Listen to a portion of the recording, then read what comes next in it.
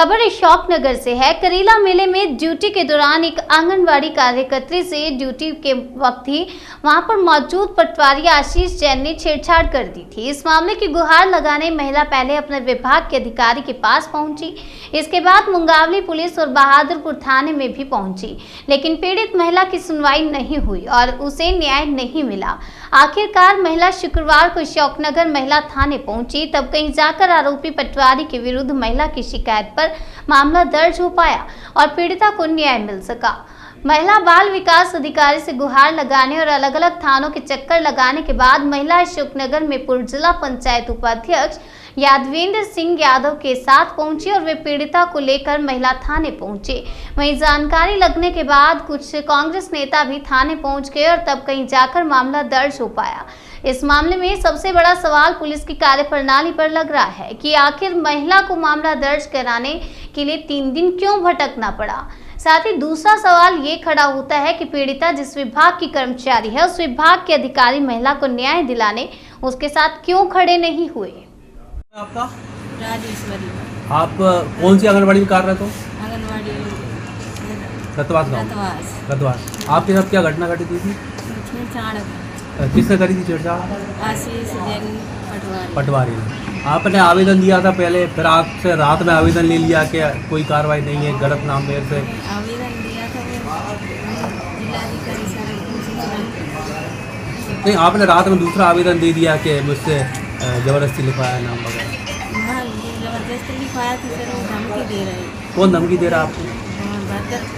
बहादुरपुर से। कौन पुलिस वाले हैं कि कोई अधिकारी? जिनके पटवारी लोग आते 50-60 लोगों के साथ में थे, वो पहचान नहीं रहे। क्या कह रहे हैं?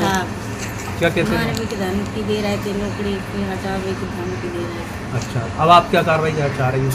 कार्रवाई कि हम चाहते हैं कि हमें इंसाफ मिल जाए। आप फिर से आवेदन दे रही हैं? हाँ, फिर से दे रहे हैं। कुछ आपकी जो जयंत वर्मा है, महिला बाल विकास अधिकारी, इनसे भी बात हुई थी आपकी? हाँ, बात हुई थी। उनने क्या बोला? उन्होंने ये बोला कि हम कई 24 तारीख में 24 तारीख में 22-23 तारीख में हम फिर में कुछ सूचना करेंगे। हाँ। हम कार्रवाई कर देंगे। अभी तक कोई कार्रवाई नहीं की? कार्रवाई नहीं की। से 3 दिन पूर्व हुई थी और एक दलित महिला थी और 3 दिन से न्याय के लिए दर दर भटक रही थी। कल ये बहादुरपुर थाने में भी गई, परंतु अधिकारियों कर्मचारियों के दबाव के कारण इन पर प्रेशर बनाया गया, दबाव बनाया गया और इनसे एक आवेदन पर हस्ताक्षर करवाए गए दबाव के चलते, और इनकी FIR नहीं काटी गई।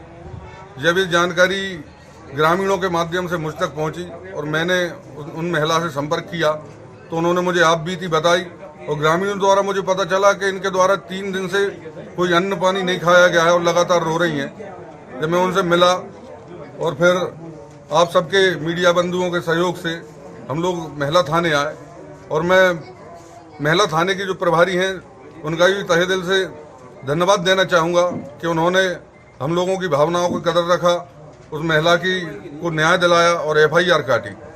और इसके लिए कहीं ना कहीं खेद का विषय है कि एक महिला के साथ इस तरह का अन्याय होता है और उसके लिए उस महिला को लगातार 3 दिन अगर भटकना पड़ता है तो एक अच्छी बात नहीं है।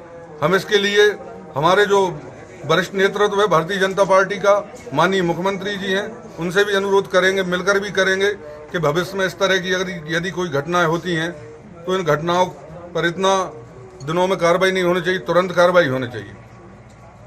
दुख का विषय है कि एक महिला आदिवासी इतने दिनों से उत्पीड़न का शिकार घूम रही थी, रोती फिर रही थी, दर दर अधिकारियों के पास भटक रही थी, उसकी सुनवाई नहीं हो रही थी। आप सबके माध्यम से, अखबारों के माध्यम से भी आपने सबको अवगत कराया, लेकिन कार्रवाई नहीं हुई। आज महिला थाने में उनकी FIR हुई है, इसमें आप सब भागीदारी हैं और कुछ भारतीय जनता पार्टी के वरिष्ठ कार्यकर्ता यहाँ पे आए थे, उन सबको भी धन्यवाद। सबने मिलकर के उसे न्याय दिलाने का प्रयास किया है। आप सबका बहुत बहुत धन्यवाद। देखिए, आंगनवाड़ी कार्यकर्ता हैं, वो आज दिनांक को महिला थाने में उपस्थित हुई और उन्होंने अपना एक शिकायत आवेदन प्रस्तुत किया है इस आवेदन में उन्होंने बताया है कि करेला मेला के ड्यूटी के दौरान उनकी पार्किंग स्थल पर ड्यूटी लगी थी, जहां उनके साथ में जिनकी ड्यूटी लगी थी उनके द्वारा महिला के साथ अभद्रता या छेड़छाड़ की घटना की गई।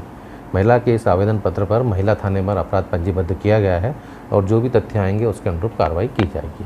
सर, ये अपराध कायम तो हो गया है, लेकिन महिला 3 दिन परेशान होती रही। पहले मोहाली थाने गई, बहादुरपुर थाने गई, उन जगह पर उसका अपराध पंजीबद्ध क्यों नहीं हो पाया? पुलिस ने भी प्रेस नोट जारी करके स्पष्टीकरण दिया। बिल्कुल, आप लोगों के संज्ञान में होगा कि कल महिला बहादुरपुर थाने में गई थी और बहादुरपुर थाने में ही महिला के द्वारा एक लिखित आवेदन प्रस्तुत किया गया था, जिसमें उन्होंने कहा था कि वो इसमें कोई कार्रवाई नहीं चाहती है।